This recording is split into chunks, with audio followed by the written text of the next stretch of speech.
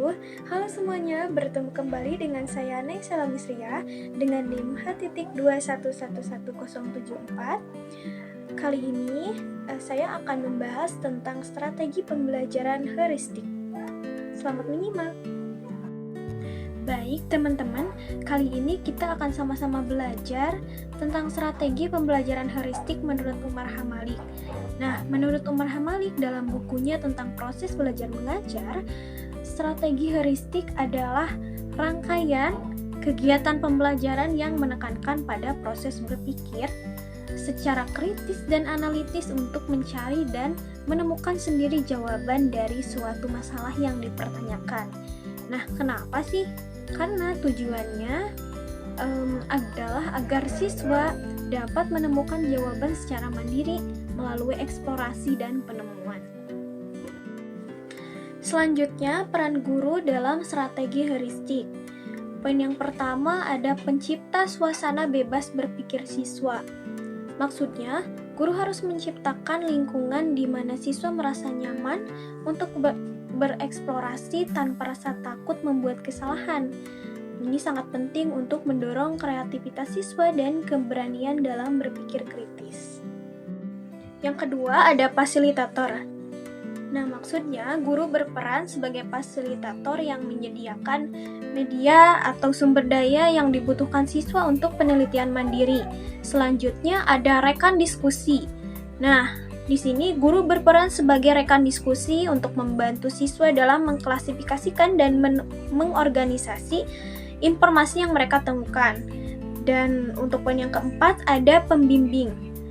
Maksudnya, guru membimbing siswa dalam proses penelitian dan memberikan pengarahan kepada siswa.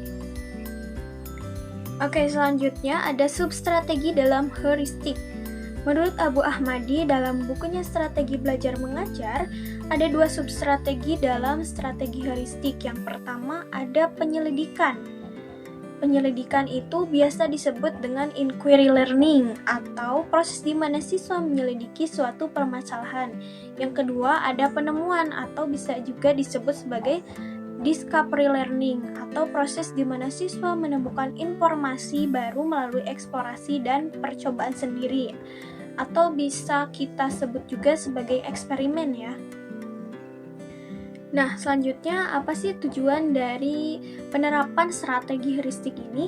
Nah, tujuan dari strategi ini adalah untuk mengembangkan keterampilan intelektual, berpikir kritis, dan mampu memecahkan masalah secara ilmiah. Nah, teman-teman, di sini ada langkah-langkah pengembangan strategi pembelajaran heuristik.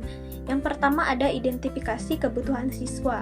Nah, maksudnya, jadi kita sebagai guru harus bisa memahami apa yang dibutuhkan oleh siswa untuk mencapai tujuan pembelajaran. Yang kedua ada seleksi prinsip-prinsip, konsep, dan generalisasi yang akan dipelajari.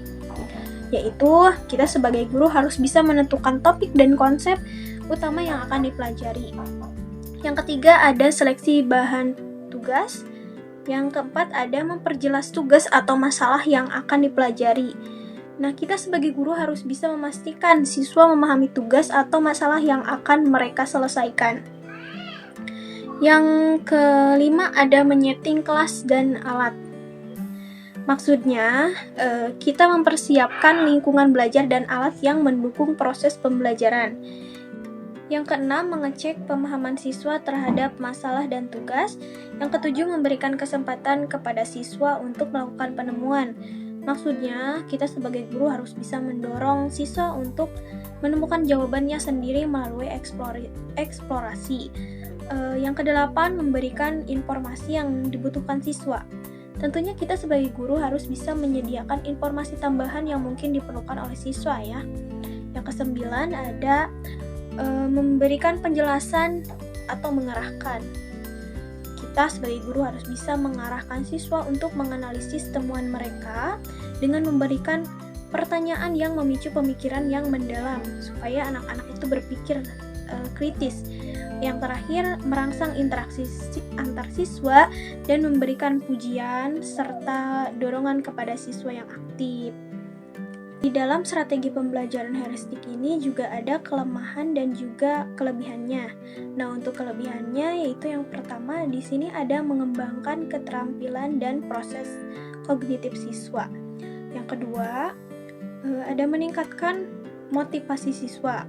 Yang ketiga, menambahkan kepercayaan diri siswa. Nah, sebaliknya untuk kelemahannya, yang pertama ada membutuhkan persiapan mental yang baik. Maksudnya di sini siswa harus siap secara mental untuk berpikir kritis dan mandiri. Jadi kalau semisal tidak siap mentalnya, maka strategi pembelajaran heuristik ini tidak terimplementasikan dengan baik. Yang kedua, memerlukan waktu yang panjang untuk implementasi. Nah, baik teman-teman, dari pembahasan kita tadi bisa kita simpulkan bahwa strategi pembelajaran heuristik adalah metode yang efektif untuk mengembangkan keterampilan intelektual dan pemecahan masalah ilmiah. Meskipun memerlukan persiapan dan waktu yang signifikan, manfaat yang diperoleh sangat berharga bagi perkembangan kognitif siswa.